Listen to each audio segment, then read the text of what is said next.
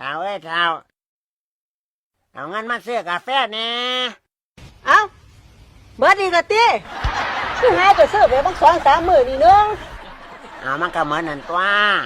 ซื้อมากินบ่ได้ซื้อมาเมืองเนาะ โอ้ยมันก็เบิดนั่นแล้วกินมื้อละ4-5 ซองมันก็กินพ่อเว้ย โอ้ยกินหน่อยมันบ่เป็นยาเขาว่า ไผล่ะมันว่า โอ้ยผู้ใดเขาก็ว่าเหมือนนั่นล่ะอันเขาว่ากินมื้อละ2-3 ซองเนี่ยมันสิเฮ็ดให้ตาแข็งเพราะว่าถ้ากิน4-5 ซองขึ้นไปหา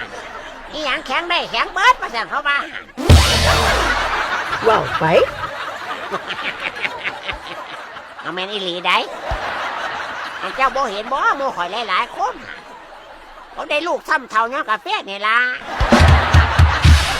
โอ้ยสิแต่ให้เด้เอาสิไปซื้อก็ไปซื้อเอามาห่อเงี้ยโลดมันจังบ่ได้ซื้อดู